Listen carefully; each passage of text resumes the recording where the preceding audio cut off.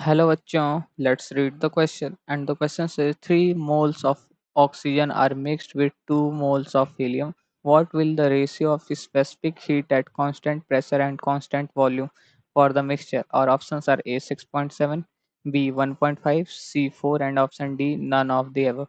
तो बेसिकली इस क्वेश्चन को सॉल्व करने के लिए जो कॉन्सेप्ट्स यूज होंगे कि concepts to solve this questions are पहला जो गामा मिक्सचर होता है mixture is equal to mole of 1 into gamma of 1 plus mole of 2 into gamma of 2 upon the total mole n1 plus n2 होता है। दूसरा जो इसको सॉल्व करने के लिए gamma for mono atomic gas gamma of mono atomic जो होता है वो होता है 5/3।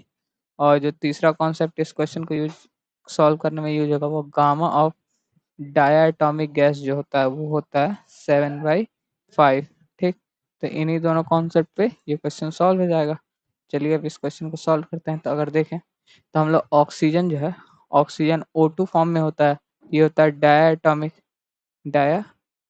एटॉमिक, तो इसके लिए गामा हो जाएगा 7/5। ठीक, उसी तरह से जो He होता है वो हीलियम जो होता है वो होता है मोनो एटॉमिक, तो इसके लिए जो गामा हो जाएगा इसके लिए O2 लिखते हैं यहाँ पे He लिखें, तो इसके लिए क्या हो जाएगा वो हो जाएगा 5/3। ठीक, तब इसके लिए जो गामा निकालना है तो गामा ही पूछा था, देयरफॉर गामा मिक्सचर हम लोग क्या लिख सकते हैं,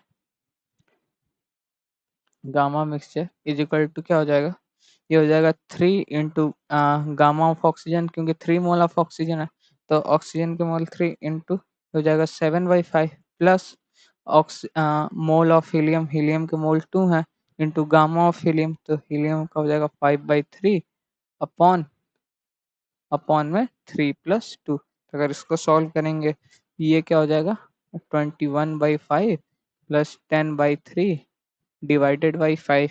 तो इसको अगर फर्दर सॉल्व करें ये आ जाएगा 113/15 इंटू 5, 15 इंटू 5, तो ये क्या हो जाएगा 1.5 के इक्वल गामा। यही हम लोग से क्वेश्चन में पूछा था। तो अगर हम लोग ऑप्शंस मैच करें तो जो ऑप्शन होगा ऑप्शन बी जो होगा वो मैच कर रहा है। So the final answer is option B 1.5। Hope you understand it well. All the best. Thank you.